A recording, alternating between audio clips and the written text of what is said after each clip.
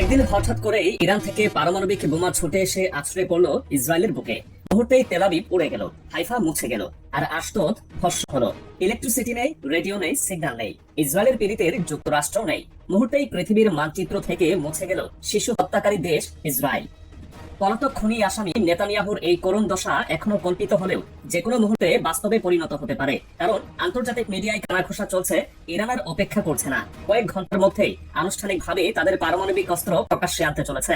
আর এই ঘোষণার সঙ্গে সঙ্গে একটাই কথা ঘুরছে বাতাসে, ইসরায়েল কি এবারে জাহান্নামে পরিণত হবে? তেহরান বলছে আর কূটনীতি নয়, এবার হিসাব চোকাতে হবে শক্তি দিয়ে। রাশিয়া, চীন, পাকিস্তান, এমনকি উত্তর কোরিয়ার মতো পরমাণু শক্তিধর রাষ্ট্রগুলো ইতোমধ্যে ইরানের পাশে দাঁড়ানোর কথা জানিয়েছে। ফলে এই ঘটনাটি আর কেবল ইসরায়েল ইরান সীমাবদ্ধ দ্বন্দ্ব নয়, এটি রূপ নিচ্ছে এক বৈশ্বিক সংকটে। এমন পরিস্থিতিতে ইরানের সর্বোচ্চ নেতা আয়াতুল্লাহ আলী খামেনি জাতির উদ্দেশ্যে দেওয়া ভাষণে বলেন, ইসরায়েল যুদ্ধ ঘোষণা করেছে এবং আমরা তার উপযুক্ত জবাব দেব। এই অপরাধের জন্য ইসরায়েল ও তার মিত্ররা এবার আর পার পাবে না। তাদের 14 জনের রিপোর্টে বলা হয়, ইরান যেকোনো মুহূর্তে তাদের পারমাণবিক অস্ত্র প্রকাশ্যে আনতে পারে।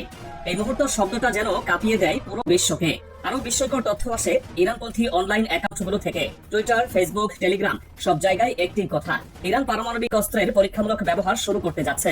এই ধরনের গুজব সাধারণত একপাশে ফেলে দেওয়ার মতো হলেও এবার আন্তর্জাতিক নিরাপত্তা অঙ্গন পুরোপুরি নীরব নয়, কারণ ইরান এই মুহূর্তে সেই পর্যায়ে পৌঁছে গেছে যেখানে তাদের হাতে থাকা ইউরেনিয়াম আর কেবল গবেষণার জন্য নয়, সেটি যুদ্ধের জন্য প্রস্তুত। এর পেছনে সবচেয়ে বড় ভূমিকা রাখছে একটি জায়গা, ফর্দো নিউক্লিয়ার ফ্যাসিলিটিস। এই স্থাপনাটি ইরানের কম শহরের কাছে, মাটি থেকে 100 মিটার নিচে, পাহাড়ের পেটের ভেতরে এমন ভাবে নির্মিত যে এটিকে ধ্বংস করা বিশ্বের সবচেয়ে কঠিন কাজগুলোর একটি বলে মানা হয়। 2023 সালের মার্চ মাসে আইএইএ একটি বিস্তারিত রিপোর্ট তৈরি করে, যেখানে স্পষ্টভাবে বলা হয় এই ফ্যাসিলিটিতে ইরান 83% পরিশোধিত ইউরেনিয়াম মজুত করেছে, যা একটি দেশের পারমাণবিক অস্ত্র তৈরির প্রথম শর্ত পূরণ করে। তারপরের ঘটনা যেন পশ্চিমা বিশ্বকে স্তব্ধ করে দেয়। 2024 সালের শুরুর দিকে ইরান এই ফ্যাসিলিটিতে 8 ক্যাসকেড IR-6 সেন্ট্রিফিউজ বসিয়ে ফেলে, যা পূর্ববর্তী IR-1 বা IR-2 থেকে অন্তত 4 গুণ বেশি কার্যকর। মানে যা আগে 1 মাস লাগতো ইউরেনিয়াম সমৃদ্ধ করতে, এখন সেটা মাত্র 5 থেকে 6 দিনে সম্ভব।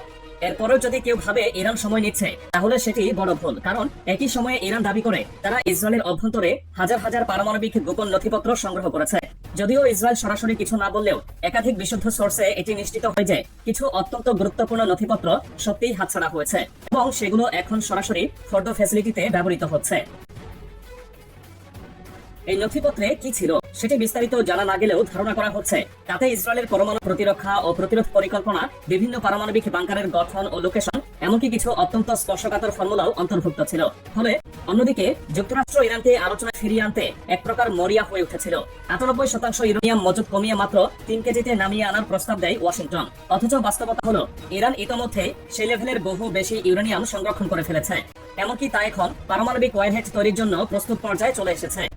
তেহরানের এই প্রস্তুতি আর ইসরায়েলের ঘুম হারাম করে দিয়েছে এবং এই কারণে ইসরায়েল এখন সমস্ত শক্তি দিয়ে পরিকল্পনা করছে ফর্দো নিউক্লিয়ার ফ্যাসিলিটিজ ধ্বংস করার। তবে এটি কোনো সাধারণ বোমা মেরে সম্ভব নয়, দরকার মার্কিন প্রযুক্তিতে তৈরি GBU-57 বাংকার ব্লাস্টার বোম। এক একটি বোমার ওজন 14 টন এবং এটি পৃথিবীর মাটির নিচে কয়েকশো মিটার ঢুকে বিস্ফোরণ ঘটাতে পারে। ইসরায়েল যদি এই বোম ব্যবহার করে তাহলে অন্তত 5টি বোমা একসঙ্গে নিখুঁত অ্যাকুরেসিতে নিক্ষেপ করতে হবে ফর্দোর সুনির্দিষ্ট পয়েন্টে। কিন্তু তেহরান কি বসে থাকবে? না, একদমই নয়, কারণ ইরান এই মুহূর্তে আগে সেই ইরান নয়। একটানা 9 বছর ধরে তারা একা যুদ্ধ করে গেছে, সিরিয়া থেকে ইরাক পর্যন্ত বহু রণাঙ্গনে নিজেকে প্রস্তুত করেছে। আজ তাদের হাতে রয়েছে পারমাণবিক ওয়ারহেড তৈরির প্রযুক্তি, সেই সঙ্গে সেগুলো ব্যবহারের রাজনৈতিক সাহস। আর তাই এই মুহূর্তে ইরানের কথার খেলায় যেতে নারাজ। যতক্ষণ পারমাণবিক আলোচনার নাম করে আড়ালে ইসরায়েলের বিমান হামলা চলবে, ততক্ষণ তাদের পক্ষে টেবিলে বসা সম্ভব নয় বলেই জানিয়ে দিল তেহরান। রবিবার মাস্কোটে যুক্তরাষ্ট্র ও ইরানের মধ্যে 6ষ্ঠ দফার পারমাণবিক আলোচনা হওয়ার কথা ছিল, কিন্তু তার আগেই ওমানের পররাষ্ট্রমন্ত্রী বদর আল-বুসাইদির এক পোস্টের মাধ্যমে জানিয়ে দেন রোববারের আলোচনা আর হবে না। এক স্পষ্ট বার্তা, ইরান এখন আলোচনার নয়, প্রতিরোধের পথে হাঁটছে। এটি নতুন কিছু নয়, এর আগেও রোমে 5ম দফা আলোচনা হয়েছিল, কিন্তু কোনো অগ্রগতি হয়নি। এবারকার হামলার জবাবে শুধু আলোচনা থেকে নয়, গোটা প্রক্রিয়া থেকে নিজেদের সরিয়ে নিল ইরান। তাদের অবস্থানকে শক্তিশালী করেছে ইসরায়েলের সর্বশেষ হামলা। এই হামলা এতটাই সুপরিকল্পিত ছিল যে তেহরানের অভ্যন্তরেও লক্ষ্যবস্তু বানানো হয়েছিল। ইরানের পারমাণবিক কর্মসূচির মূল কেন্দ্র লক্ষ্য করে চালানো হয় একাধিক বিমান হামলা। ইসরায়েলের প্রধানমন্ত্রী বেনিয়ামিন নেতানিয়াহু এই হামলার যৌক্তিকতা ব্যাখ্যা করতে গিয়ে দাবি করেন ইরান ইতোমধ্যেই 9টি পারমাণবিক বোমা তৈরির সক্ষমতা অর্জন করেছে। এই বোমাগুলো ব্যবহারের আগেই ব্যবস্থা নেওয়া জরুরি ছিল। কিন্তু এই বক্তব্যে সবাই যে একমত তা নয়। নেতানিয়াহু নিজের দেশের ভেতরে অনেকেই বলছেন তিনি আসলে অন্য উদ্দেশ্য পূরণ করছেন। কেউ বলছেন তিনি আমেরিকা ইরান কূটনৈতিক সম্পর্ক বিনষ্ট করতে চেয়েছেন। কেউ বলছেন নিজের সরকারের পতন ঠেকাতে এই আগাম ব্যবস্থা। তবে এসব মতবিরোধের মধ্যেও যে সত্যটি নিশ্চিত তা হলো ইসরায়েলের গোয়েন্দা সংস্থাগুলোর তথ্য ইসরায়েলি রাজনীতিকে যেমন নিয়ন্ত্রণ করে তেমনি মধ্যপ্রাচ্যের ভবিষ্যৎকে প্রভাবিত করে। তারা দাবি করছে তাদের হাতে এমন সব তথ্য আছে যা আন্তর্জাতিক সংস্থা আইএইএ বা এমনকি মার্কিন গোয়েন্দা সংস্থার হাতেও নেই। এই জায়গায় এসে যুক্তরাষ্ট্র নিজেও দ্বিধায় পড়েছে। 25 মার্চ সিনেট গোয়েন্দা কমিটিকে দেওয়া এক ব্রিফিংয়ে যুক্তরাষ্ট্রের জাতীয় গোয়েন্দা পরিচালক তুলসী গ্যাবার্ট জানান বর্তমানে ইরান পারমাণবিক অস্ত্র বানানোর সরাসরি চেষ্টা করছে না, তবে তাদের হাতে থাকা ইউরেনিয়ামের পরিমাণ নজিরবিহীনভাবে বেড়েছে। এই বক্তব্য ইরানকে কিছুটা বৈধতা দিলেও সংকট মুক্তির নিশ্চয়তা দেয় না, কারণ ইরান কবে কোন মুহূর্তে সিদ্ধান্ত বদলে অস্ত্র বানানোর ঘোষণা দেবে তা কেউ জানে না, বিশেষ করে যখন দেশটি যুদ্ধ ঘোষণার মতো হামলার মুখোমুখি হয়। চলতি সপ্তাহে আইএইএ প্রকাশ করে 22 পৃষ্ঠার একটি বিস্তারিত প্রতিবেদন। তবে সেই প্রতিবেদনে স্পষ্ট করে কিছু বলা হয়নি, বরং বলা হয় ইরানের বেসামরিক পারমাণবিক কর্মসূচি যতটা সীমাবদ্ধ তা নিশ্চিতভাবে বলা যাচ্ছে না, কারণ আন্তর্জাতিক পর্যবেক্ষণ সংস্থা নিজেরাই অন্ধকারে রয়েছে। তাদের পর্যবেক্ষণ নেই, অনুমান নেই, অথচ গোটা বিশ্বের নিরাপত্তা নির্ভর করছে এই একটা দেশের সিদ্ধান্তের উপর। এদিকে ইসরায়েল শুধু তথ্যের ভিত্তিতে নয়, সরাসরি হামলা করেই বলে দিচ্ছে তাদের বিশ্বাস ইরান অস্ত্র বানাতে চলেছে।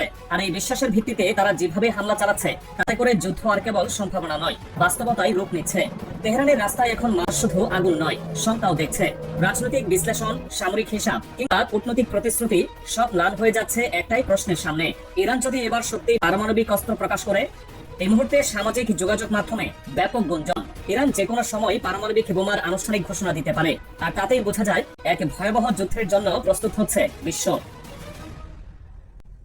অন্যদিকে যুক্তরাষ্ট্রের ভেতরেই মতবিরোধ তুঙ্গে। প্রেসিডেন্ট ডোনাল্ড ট্রাম্প একসময় হুঁশিয়ারি দিয়েছিলেন ইরান যদি পারমাণবিক আলোচনা থেকে সরে আসে তবে তার ফলাফল মারাত্মক হবে। কিন্তু এখন দেখা যাচ্ছে ইরান কেবল সরে আসেনি, বরং তেমন এক যুদ্ধের প্রান্তসীমায় দাঁড়িয়ে আছে যেখানে পারমাণবিক অস্ত্র কেবল হুমকি নয়, কার্যকর হাতিয়ার হতে পারে। এই পরিস্থিতি ইসরায়েলের জন্য স্বপ্নে থেকেও ভয়ানক, কারণ যদি সত্যি ইরান 9টি পারমাণবিক ওয়ারহেড বানিয়ে ফেলে থাকে তাহলে তারা এগুলোর যে কোনো একটিকে ইসরায়েলের বিরুদ্ধে ব্যবহার করার সাহস রাখে। আর একবার যুদ্ধ শুরু হলে সেটি আর থেমে থাকবে না সীমান্তে।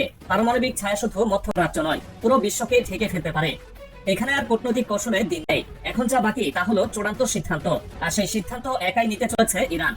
ইতিহাস বলে ইরান কোনোদিন হুমকি দিয়ে বসে থাকেনি, একবার ঘোষণা এলে সেটা বাস্তবায়ন করেই ছাড়ে। আর তাই গোটা দুনিয়া এখন দাঁড়িয়ে আছে এক অজানা বিস্ফোরণের সামনে। তেহরান এখন যেন ঘড়ির কাঁটায় সময় কমছে, আর পৃথিবী শ্বাস বন্ধ করে অপেক্ষা করছে পারমাণবিক দৌড়ের।